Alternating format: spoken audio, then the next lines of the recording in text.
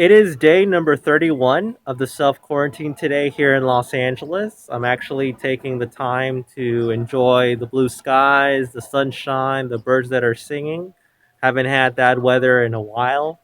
In the last couple of weeks since the pandemic started here in the States, it's been nothing but cloudy, rainy, windy weather. Anything that is opposite of the SoCal weather, like the tropical 80-degree weather. But it is what it is, and we make the best of it. It's going to be a very short video today. I didn't do much. I did just a lot of reading, a lot of cleaning, and catching up with friends that are in the front lines fighting the COVID-19, that are nurses, that are first responders and doctors, just see how they're doing. But regarding the news here in Los Angeles, the number of cases and deaths are still rising in the city, but the worst is still not over. The medical experts here in Los Angeles do predict that this week is very critical, and maybe next week, and that people are urged to stay in their houses.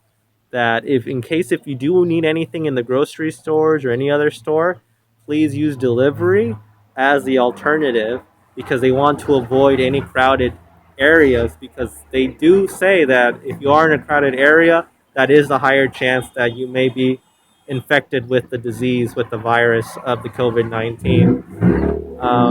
And also, breaking news worldwide, the John Hopkins School, the school that has been um, recording the data of the COVID-19 pandemic in the States and also around the world, they just announced that over 2 million people worldwide have been infected with the virus. It has been doubled since the early days of April.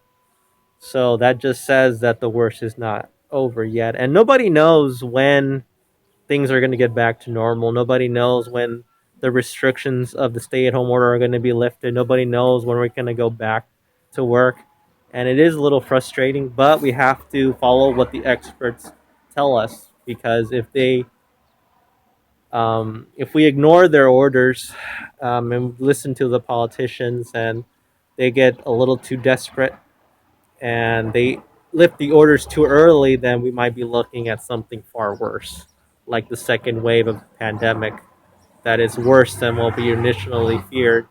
So we're just got to follow the stay-at-home order, social distancing, cleaning, disinfecting every area, and just doing our best, because that's the only way we can beat this virus. Like an expert said before, to beat this pandemic, it is not a sprint, it is a marathon. So we have to make sure that we take the steps little by little to make sure we beat it. And lastly, everyone, make sure you stay strong, be safe, be kind, and have faith.